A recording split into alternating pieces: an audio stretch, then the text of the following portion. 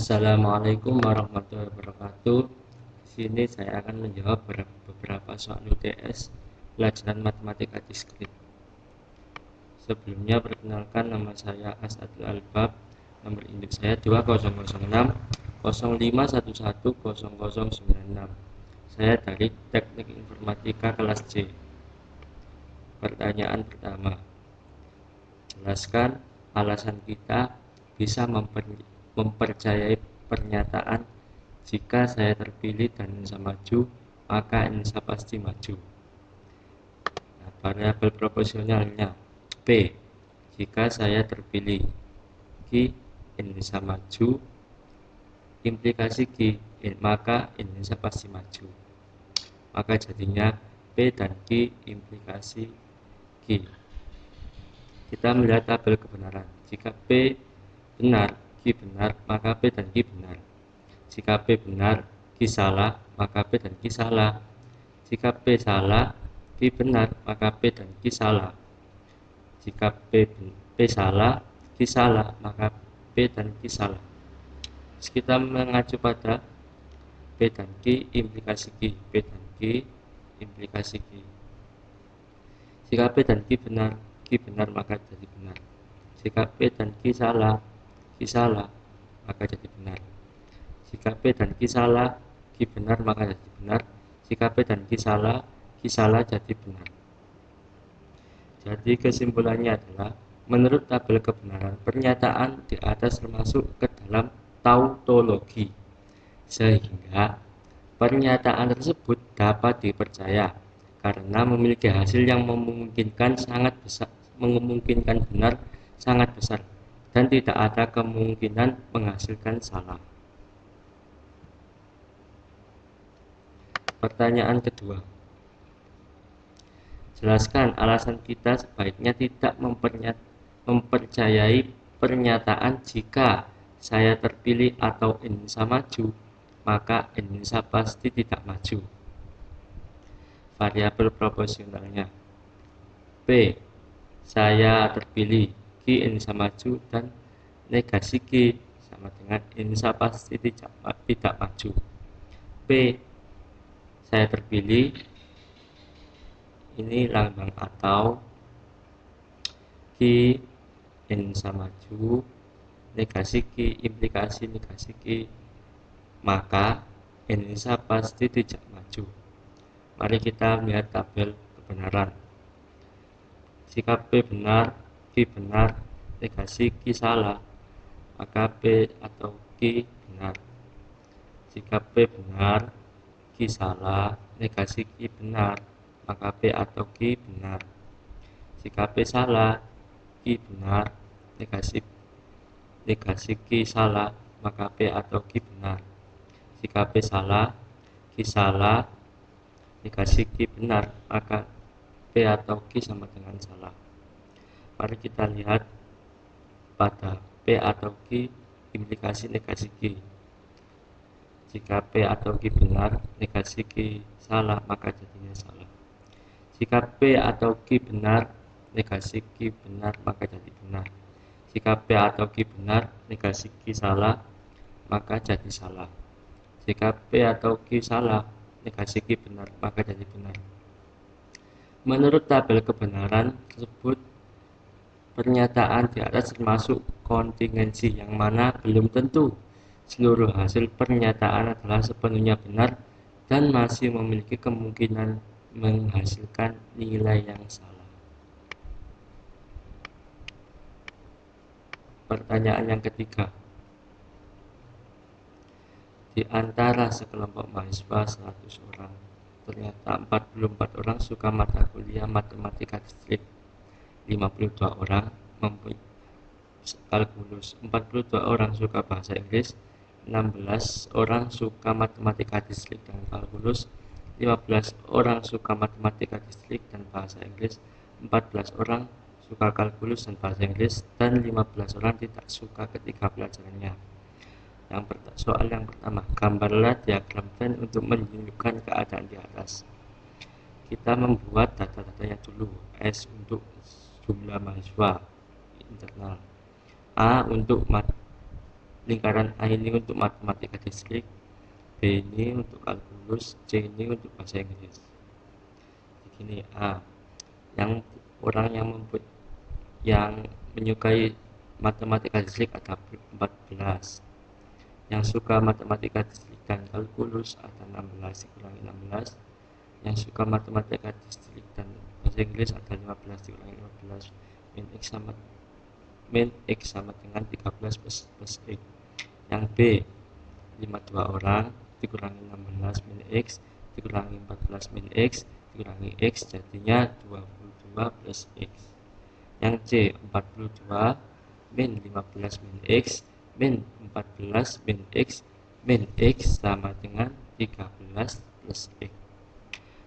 A irisan B sama dengan 16 min X. A irisan C sama dengan 15 min X. B irisan C sama dengan 14 min X. Jadi diagram Venn-nya seperti ini. Yang irisan ditaruh sini, irisan A dan B ditaruh sini, irisan A dan C taruh sini, irisan B dan C taruh sini. Nah, pertanyaan jawaban yang selanjutnya nomor 2. Berapa siswa yang suka ketiganya? Kita menjawab dengan seluruh jumlahnya irisan pada A, irisan B, irisan C. Seluruh jumlah dikurangi A plus B plus C plus A irisan B, A irisan C plus B irisan C dan tidak ketiganya. Jadinya 100 min 13 plus 22 plus 13 plus 16 plus 15 plus 14 plus 5 plus X min X plus X min X plus X min X. Jadinya 100 min 98 tambah 0. Hasilnya adalah 2. Berapa siswa yang suka ketiganya? Adalah 2. Berapa siswa yang suka matematika distrik atau kalkulus? Jawabannya seperti ini. A gabungan B, A plus B plus A irisan B plus A gabungan A irisan C plus B irisan C plus semesta irisan dengan A irisan B irisan C. Yang 15 ditambah 24 ditambah 14 ditambah 13 ditambah 12 ditambah 2 menghasilkan jawaban 80. Yang terakhir, pertanyaan keempat. Bentuklah fungsi boolean dalam bentuk SOP dan POS dari soal nomor 1 atau nomor 2. Pilih salah satunya. Ya, kita memilih soal yang nomor 2. Soal yang nomor 2 kita ubah menjadi X plus Y sama dengan menghasilkan Y aksen. Kita mencari kesetaraan dari soal yang nomor 2 sehingga dapatnya seperti ini. Negasi P atau Q atau negasi Q. Jadinya X plus Y aksen implikasi Y aksen. Misalnya kalau X0, Y0, X plus Y0, X plus Y aksen 1, Y aksen 1 sama dengan jadinya 1. 0 dikali 1 sama dengan 1, 1 dikali 0 sama dengan 1, 1 dikali 1 sama dengan 1, 1 dikali 1 sama dengan 1, 0 dikali 0 sama dengan 0, 0 dikali 1 sama dengan 1, 0 dikali 0 sama dengan 1. Yang SOP adalah ini, jadinya 0, 0 sama dengan X aksen, Y aksen. 1, 0 jadinya X, Y aksen. F, X, Y sama dengan X aksen, Y aksen ini plus X, Y aksen. Ini. Jadi kalau SOP itu memprioritaskan pada tambah-tambahan. POS yakni 01 sama dengan X plus Y, Z 11. aksen plus Y aksen. F kosa F fungsi pada POS X Y sama dengan X plus Y aksen kali X aksen plus Y aksen.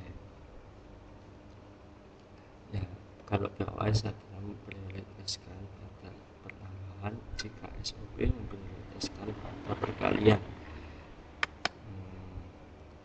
Selanjutnya pertanyaan yang terakhir yakni apa pentingnya matematika diskrit dalam pelajaran teknik informatika. Logika matematika diskrit merupakan dasar-dasar matematis suatu perangkat lunak digunakan untuk memformalkan sistematik bahasa pemrograman dan spesifikasi program serta menguji ketepatan suatu program. Logika dalam matematis juga digunakan sebagai dasar pemrograman struktur data, kecerdasan buatan, teknik atau sistem digital, basis data, teori komputasi, rekayasa perangkat lunak, dan lain-lain, yang secara garis besar banyak menggunakan logika. Logika dalam matematis ini juga digunakan dalam bahasa pemrograman dalam memahami sistem matematis maupun logika-logika dalam bahasa pemrograman akan mendapatkan kemudahan melakukan pemrograman. Ya, itu saja yang dapat saya sampaikan. Kurang lebihnya mohon maaf. Jika ada salah-salah kata, saya mohon maaf yang sebesar-besarnya. Jika ada materi yang kurang jelas, salah atau bagaimana, saya mohon maaf yang sebesar-besarnya. Karena di sini saya hanya belajar, saya masih belajar, belum bisa sepenuhnya. Akhirul salam. Wassalamualaikum warahmatullahi wabarakatuh.